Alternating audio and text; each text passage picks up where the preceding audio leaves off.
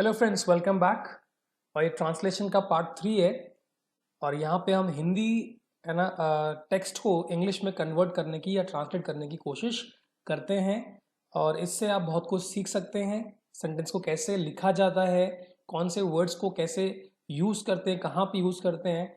और I am sure by now जिन्होंने part 1 part 2 देखा हुआ है उनको तो ये बहुत मज़ेदार लग रहा होगा, वो काफ़ी कुछ सीख भी रहे होंगे। लेकिन अगर आपका ये फर्स्ट टाइम है तो आपको पहले पार्ट 1 पार्ट 2 देख लेना चाहिए, है ना। उसके बाद आप पार्ट 3 में आए। देखो, ऐसा नहीं कि तीनों का आपस में कोई कनेक्शन है, लेकिन फिर भी स्टार्टिंग से अगर आप रहते हैं ना, कुछ चीज़ देखते हैं तो उसका फ्लो ही अलग होता है। ओके, तो चलिए स्टार्ट करते हैं। तो आज की जो कहानी है, ठीक है, एक्चुअली मोटिवेशनल कहानी है। जिंदगी के पत्थर, कंकड़ और रेत। ठीक है, जो असल स्टोरी है एक्चुअली एक मोटिवेशनल सेमिनार में किसी व्यक्ति ने, जो साइकोलॉजिस्ट थे, उन्होंने इसको एक दर्शाया था।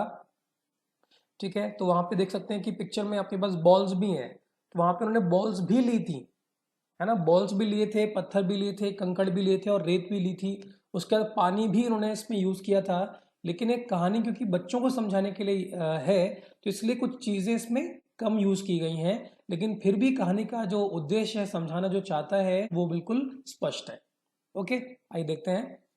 पहले पूरी कहानी पढ़ लेते हैं, उसके बाद फिर आगे इसको ट्रांसलेट करेंगे हम लोग। तो स्टार्ट करते हैं। फिलॉसफी के एक प्रोफेसर ने कुछ चीजों के साथ क्लास में प्रवेश किया। जब क्लास शुरू हुई तो उन्होंने एक बड़ा सा खाली शीशे का जार लिया और उसमें पत्थर के बड़े बड़े टुकड़े भरने लगे। फिर उन्होंने स्टूडेंट्स से पूछा कि क्या जार भर गया है, और सभी ने कहा हाँ। तब प्रोफेसर ने छोटे छोटे कंकड़ों से भरा एक बॉक्स लिया और उन्हें जार में भरने लगे। जार को थोड़ा हिलाने पर ये कंकड़ पत्थरों के बीच सेटल हो गए। एक बार फिर उन्होंने छात्रों से पूछा कि क्या जार भर गया है, और सभी ने हाँ में उत्तर दिया। तभी प्रोफेसर ने एक सैंड बॉक्स निकाला और उसमें भरी रेत को जार में डालने लगे। रेत ने बची खुची जगह भी भर दी। और एक बार फिर उन्होंने पूछा कि क्या जार भर गया है, और सभी ने एक साथ उत्तर दिया हाँ। फिर प्रोफेसर ने समझाना शुरू किया। मैं चाहता हूं कि आप इस बात को समझें कि यह जार आपकी लाइफ को रिप्रेजेंट करता है। बड़े बड़े पत्थर आपके जीवन की जरूरी चीजें हैं। आपकी फैमिली, आपका पार्टनर, आपकी हेल्थ, आपके बच्चे, ऐसी चीजें कि अगर आपकी बाकी सारी चीजें खो भी जाएं और सिर्फ ये रहें, तो भी आपकी जिंदगी पूर्ण होगी। ये कंकड़ कुछ अन्य चीजें हैं जो मैटर करती हैं, जैसे कि आपकी जॉब, आपका घर इत्यादि। और ये रेत बाकी सभी छोटी मोटी चीजों को दर्शाती है। अगर आप जार को पहले रेत से भर देंगे तो कंकड़ों और पत्थरों के लिए कोई जगह नहीं बचेगी। यही आपकी लाइफ के साथ होता है। अगर आप अपना सारा समय और ऊर्जा छोटी छोटी चीजों में लगा देंगे तो आपके पास कभी उन चीजों के लिए टाइम नहीं होगा जो आपके लिए इंपॉर्टेंट है। उन चीजों पर ध्यान दीजिए जो आपकी हैप्पीनेस के लिए जरूरी हैं। बच्चों के साथ खेलिए, अपने पार्टनर के साथ डांस कीजिए, काम पर जाने के लिए, घर साफ करने के लिए, पार्टी देने के लिए हमेशा वक्त होगा। पर पहले पत्थरों पर ध्यान दीजिए, ऐसी चीजें जो सचमुच मैटर करती हैं। अपनी प्रायोरिटीज सेट कीजिए, बाकी चीजें बस रेत है। ठीक है, तो कहानी बहुत छोटी सी है लेकिन काफी, है ना, वजनदार कहानी है जिसमें काफी कुछ सीखने के लिए है ना। तो चलिए पहले एक बार इसको ट्रांसलेट करते हैं, फिर इसमें से और बातें करते हैं हम लोग। Okay, let's go to page 1। हाँ, चलिए यहाँ से शुरू करते हैं। ओके, तो फिलॉसफी के एक प्रोफेसर ने कुछ चीजों के साथ क्लास में प्रवेश किया। ठीक है, let's start. The professor the professor of philosophy entered the class with some articles with him। ठीक है, of sorry the professor of philosophy the professor of philosophy entered the class with some articles with him. जब class शुरू हुई तो उन्होंने एक बड़ा सा खाली शीशे का जार लिया और उसमें पत्थर के बड़े बड़े टुकड़े भरने लगे। Okay, when the class started he took a jar made of glass and started putting, है ना, उसमें पत्थर, स्टोन्स, है ना, बड़े बड़े टुकड़े, large pieces of, started putting large pieces of stone in it। ठीक है, उसपे पत्थर के बड़े बड़े टुकड़े भरने लगे। फिर उन्होंने स्टूडेंट से पूछा कि क्या जार भर गया है। He then asked the students if the jar was full। ठीक है, फिर उन्होंने स्टूडेंट से पूछा कि क्या जार भर गया है, और सभी ने कहा हाँ। All replied yes. ठीक है, सभी ने हाँ में उत्तर दिया। एक बार फिर से देख लेते हैं। फिलोसफी के एक प्रोफेसर ने कुछ चीजों के साथ क्लास में प्रवेश किया। The professor of philosophy entered the class with some articles with him. यहाँ चीजों के लिए हम थिंग्स का इस्तेमाल कर सकते हैं, लेकिन क्योंकि हमें पता है कि इसमें, है ना, आप स्टोरी पहले से जानते हैं कि इसमें आपके पत्थर हैं, इसमें रेत है, इसमें आपके, है ना, कंकड़ हैं, तो हम इनको आर्टिकल्स बोल देंगे। थिंग्स कहना तब सही रहेगा जब हमको सच में पता ना हो कि किन की बात हम यहाँ पे कर रहे हैं, पर हम जानते हैं क्या होने वाला है, तो आर्टिकल्स बेहतर वर्ड यहाँ पे रहेगा। ठीक है, जब क्लास शुरू हुई तो उन्होंने एक बड़ा सा खाली शीशे का जार लिया और उसमें पत्थर के बड़े बड़े टुकड़े भरने लगे। ठीक है, when the class started he took a jar made of glass and started putting large pieces of stone in it. ठीक है, अब यहाँ पे एक बात समझने वाली और भी है कि क्लास में प्रवेश करने के लिए मैंने एंटर वर्ड का इस्तेमाल किया है, और कई बार मैंने नोटिस किया है बच्चे एंटर के साथ में इनटू या एंटर इन लगा लेते हैं, enter in the class, enter into the class, लेकिन एंटर के साथ में इन इनटू में से कुछ भी यूज मत करना, ये अकेला ही सफिशिएंट होता है। ठीक है, तो he took a jar made of glass and started putting large pieces of stone in it. फिर उन्होंने स्टूडेंट से पूछा कि क्या जार भर गया है। He then asked the students if the jar was full. All students replied yes। ठीक है, बढ़ते आगे। नेक्स्ट, तब प्रोफेसर ने छोटे छोटे कंकड़ों से भरा एक बॉक्स लिया और उन्हें जार में भरने लगे। ठीक है, then the professor took a box full of pebbles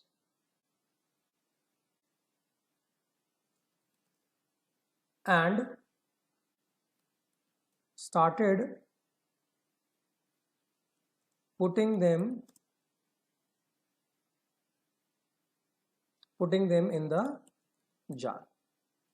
ठीक है, जार को थोड़ा हिलाने पर, ठीक है, on shaking jar a little, jar को थोड़ा हिलाने पर ये कंकड़ पत्थरों के बीच सेटल हो गए। These pebbles got set with the stones in the jar. ठीक है, got set with the stones in the jar, settle हो गए, गॉट सेटल्ड भी कह सकते हैं। ठीक है ना, आप यहाँ पे सेटल की जगह, सेट की जगह, है ना, सेटल्ड कह सकते हैं। Got settled with the stones in the jar, कोई दिक्कत नहीं है आपको, क्योंकि सेटल पहले मिल रहा है, आप उसी का इस्तेमाल करें, ज्यादा बेहतर है। अब आगे बढ़ते हैं। एक बार फिर उन्होंने छात्रों से पूछा, तो जाएगा once again he asked the students, ठीक है, if the jar was full. ठीक है, और सभी ने हाँ में उत्तर दिया। एंड एवरीवन रिप्लाइड इन, अब देखो यहाँ पे क्या लिखा हुआ है, सभी ने हाँ बोला, हम वापस चलते हैं पिछले वाले पेज पे। आगे लिखा था और सभी ने कहा हाँ, सभी ने हाँ कहा, और यहाँ क्या लिखा हुआ है, और सभी ने हाँ में उत्तर दिया। तो बात तो वही हो रही पर कहने के तरीके में फर्क है। तुम क्या बोलेंगे, वहां पे हमें कहना था ऑल रिप्लाइड यस, और यहां बोलेंगे ऑल रिप्लाइड इन अफर्मेटिव। ठीक है, ये कहना है आपको। ऑल रिप्लाइड, सभी ने हाँ में उत्तर दिया, ऑल रिप्लाइड इन एफर्मेटिव।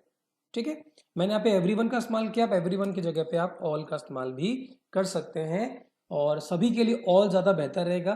ठीक है, एक बार देख लेते हैं इसको। तब प्रोफेसर ने छोटे छोटे कंकड़ों से भरा एक बॉक्स लिया, then the professor took a box full of pebbles, और उन्हें जार में भरने लगे, and started putting them in the jar. Jar को थोड़ा हिलाने पर ये कंकड़ पत्थरों के बीच सेटल हो गए। On shaking the jar little, little के बाद कॉमा लगा लीजिए, little these pebbles got settled with the stones in the jar. Once again, है ना, एक बार फिर, वंस अगेन उन्होंने छात्रों से पूछा, ही आस्क्ड द स्टूडेंट्स, कि क्या जार भर गया है, if the jar was full, और सभी ने कहा, सभी ने हाँ में उत्तर दिया, एंड एवरी वन या फिर and all replied in affirmative. Okay, आगे बढ़ते हैं। तभी प्रोफेसर ने एक सैंड बॉक्स निकाला, then the professor took out a sand box, और उसमें भरी रेत को जार में डाल लगे, and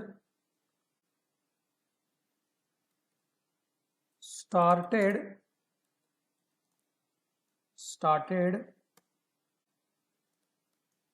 putting the sand in that box into the jar. ठीक है, हाँ, then the professor took out a sandbox and started putting the sand in that box into the jar. उसमें से जो रेत थी उसको निकाला, जार में भरने लगे। रेत ने बची खुची जगह भी भर ली। The sand took the empty space in the jar. ठीक है, the sand to the empty space in the jar, बची कुछ जगह भी कवर कर ली है। और एक बार फिर उन्होंने पूछा, and once again he asked, उन्होंने पूछा, if the jar was full, और सभी ने एक बार साथ उत्तर दिया हाँ, एंड ऑल, सभी ने एक साथ उत्तर दिया तो क्या हो जाएगा, यूनिसन हो जाएगा। All in unison replied yes. ठीक है, then the professor took out a sandbox and started putting the sand in that box into the jar. The sand took the empty space in the jar, and once again he asked if the jar was full, and all in unison replied yes. सभी ने एक साथ उत्तर दिया, एक साथ उत्तर देना उसे unison कहा जाएगा। ठीक है, आगे बढ़ते हैं। ओके, फिर प्रोफेसर ने समझाना शुरू किया, then the professor started explaining, मैं चाहता हूं कि आप इस बात को समझें। I want you to understand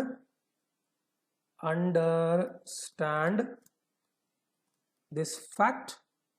ठीक है, बात को समझें कि ये जार आपकी, फैक्ट दैट, यह जार, दिस जार आपकी लाइफ को रिप्रेजेंट करता है। तो जगह represents your life। ठीक है, I want you to understand this fact that this jar represents your life. बड़े बड़े पत्थर आपके जीवन की जरूरी चीजें हैं। The big stones are the, ठीक है, are the important things in your life.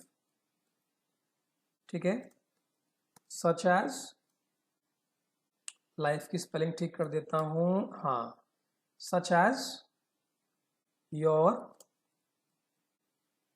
Family, your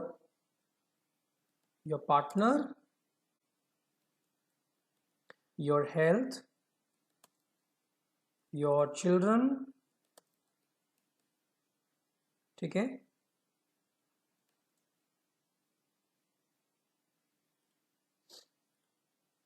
ठीक है, ऐसी चीजें कि अगर आपकी बाकी सारी चीजें खो भी जाएं तो जाएगा things which are so important that if all the other things खो भी जाएं are lost and सिर्फ ये रहें and these are the only things with you, though these are the only things left with you।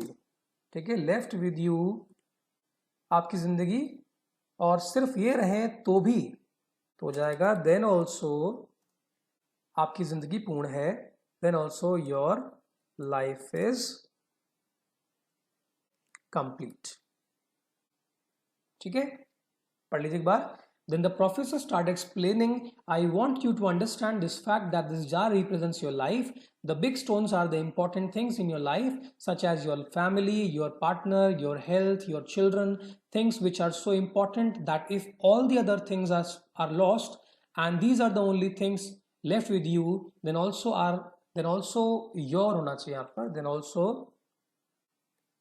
your life is complete। Okay, आगे बढ़ते हैं। Next है, ये कंकड़ कुछ अन्य चीजें हैं। दीज पेबल्स आर अदर, कुछ अन्य चीजें हैं, are other things which matter such as your job, home etcetera. ठीक है, आपका घर, your job, your home etcetera. और ये रेत बाकी सभी छोटी मोटी चीजें को दर्शाती है। एंड दिस सैंड रिप्रेजेंट्स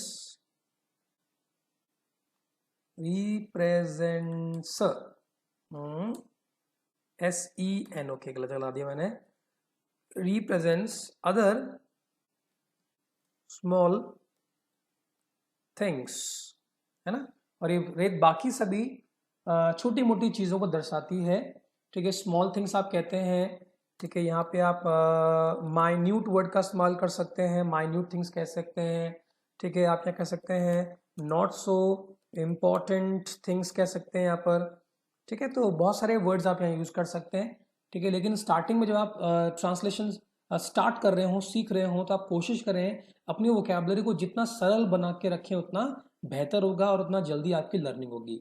ठीक है, क्योंकि कई बार ऐसा होता है कि हम अपनी लैंग्वेज को अच्छा दिखाने के चक्कर में या फिर लोगों का अटेंशन खींचने के चक्कर में ऐसे ऐसे वर्ड्स का इस्तेमाल कर लेते हैं जो वहाँ पे फिट नहीं बैठते, या फिर हमको उनके बारे में पूरी नॉलेज होती नहीं है, उनका यूज़ हमको ढंग से आता नहीं है, फिर वहाँ हमारा मजाक की हमारी किरकिरी हो जाती है। तो बेहतर है कि पहले सरल पेस पे चलें, है ना, पहले धीमे धीमे आगे बढ़ें। जब आपको लगे कि बेसिक स्ट्रक्चर तक तो आपको समझ में आ गया है, आप छोटे मोटे आर्टिकल्स को ट्रांसलेट करना सीख गए हैं, उसके बाद 2-3 बार आप खुद से लिख के देखें तो आपको और, है ना, फायदा मिलेगा, आपको और नजर आने लगेंगी चीजें।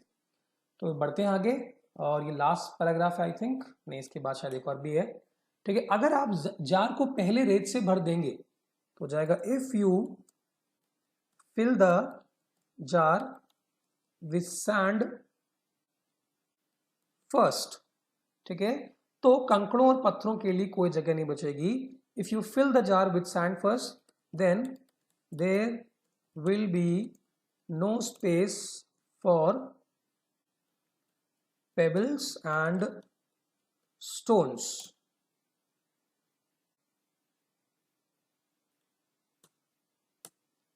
ठीक है, पेबल्स और स्टोन्स के लिए जगह नहीं बचेगी। There will be no space for pebbles and stones, there will be no space left for. ठीक है, हाँ ये ठीक है यहाँ तक। If you fill the jar with sand and sand first, then there will be no space left for pebbles and stones. यही आपकी लाइफ के साथ होता है। This happens with your life to.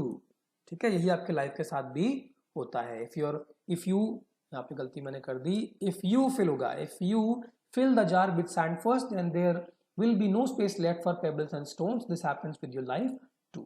आगे बढ़ते हैं। अगर आप अपनी लिखा हुआ है यहाँ पे अपना होना चाहिए। अगर आप अपना सारा समय और ऊर्जा छोटी छोटी चीजों में लगा देंगे, if you invest your whole time and energy small things, then आपके पास कभी उन चीजों के लिए टाइम नहीं होगा, then you will have no time for those things जो which are important to you। ठीक है, अगर आप अपना पूरा समय और एनर्जी है ना आप उन चीजों में लगा देंगे जो छोटी छोटी चीजें हैं, then you will have no time for those things which are important to you. आगे बढ़ते हैं। उन चीजों पर ध्यान दीजिए जो आपकी हैप्पीनेस के लिए जरूरी है, तो हो जाएगा focus on those things which are important, which की स्पेलिंग गलत हो गई, WHICH, which are important, T-A-N-T। ठीक है, important for, yes, for your happiness। ठीक है, focus on those things which are important for your happiness। आपकी importance, आपकी important, हाँ happiness के लिए important है। बच्चों के साथ खेलिए, तो हो जाएगा play with your, ठीक है, play with your children। ठीक है, चिल्ड्रन या फिर आप किड्स भी कह सकते हैं। ठीक है, अगर आप थोड़ा सा अमेरिकन इंग्लिश को फॉलो करते हैं तो किड्स भी गलत वर्ड नहीं है, आप इसको भी यूज कर सकते हैं। प्ले विद योर किड्स, है ना, चिल्ड्रन भी सही है, play with your children. Okay, comma अपने पार्टनर के संग डांस कीजिए, डांस विद योर पार्टनर। ठीक है, play with your kids, dance with your partner. काम पर जाने के लिए, है ना, घर साफ करने के लिए, पार्टी देने के लिए हमेशा वक्त होगा। ठीक है,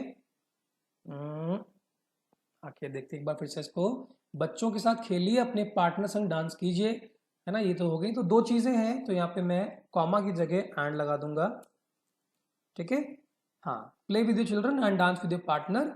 तो यहाँ पे क्या लिखा हुआ, काम पर जाने के लिए, to go to office, to clean the house. ठीक है, पार्टी देने की इंग्लिश क्या होगी जरा बताएं, कोशिश करें। पार्टी देना क्या हो जाएगा, बताइए। पार्टी देना, तो पार्टी देने की इंग्लिश जो आजकल ट्रेंड में चल रही है वो होती है टू थ्रो अ पार्टी। ठीक है, इसको आप ध्यान रखिएगा। पार्टी देने की इंग्लिश आजकल क्या चलती है, टू थ्रो अ पार्टी। ठीक है, टू ऑर्गेनाइज अ पार्टी भी हो सकता है, पर यहाँ पे ऑर्गेनाइज बोला ही नहीं है, पार्टी देना बोला हुआ है। तो to throw a party is a better phrase. ठीक है, to go to office, to clean the house, to throw a party, comma there will be, है ना, क्या होगा, हमेशा वक्त रहेगा, there will be ample time left. ठीक है, आप अपने बच्चों के संग खेलें, आपने पार्टनर संग डांस करें, तो ऑफिस जाने के लिए, घर साफ करने के लिए, पार्टी देने के लिए काफी समय बचेगा। पर पहले पत्थरों पर ध्यान दीजिए, but first focus on stones. ठीक है, थिंग्स, जो ऐसी चीजें जो सचमुच इंपॉर्टेंट है, things which are actually important to you. ठीक है, अपनी प्रायोरिटी सेट कीजिए। अब यहां पे दो तरीके से बात कह सकते हैं। ओके, सो फर्स्ट तरीका होता है सेट योर प्रायोरिटीज। ठीक है, एक तरीका हो गया प्रायोरिटीज। प्रायोरिटीज ये क्या कर दिया मैंने,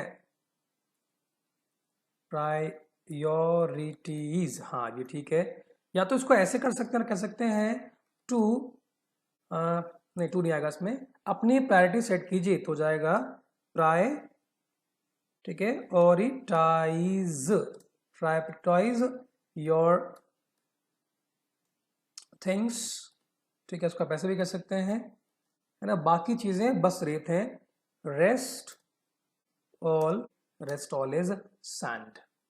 तो देखा आपने कितना आसानी से और कितने मज़ेदार तरीके से हमने इसको समझ लिया, सीख लिया, ठीक है। और मैं कोशिश ये करूँगा कि जब इसको मैं आपको, जब आप इसको देख रहे हो तो एक बार कोशिश ये करना कि डिस्क्रिप्शन बॉक्स में जाके आप उस वीडियो को भी देख लीजिए जिस पर आधारित ये, है ना, स्टोरी लिखी गई है, ठीक है। तो आपको मैंने ट्रांसलेट भी कर दिया, फिर आप उसको तब देखेंगे सुनेंगे तो आपको ये और ढंग से समझ में आ जाएगा, ठीक है। With this I and my today session and I hope you are learning English very quickly and rapidly, and slowly you're gaining momentum, and your attitude is also positive towards this, and hopefully one day maybe you will be more fluent than me.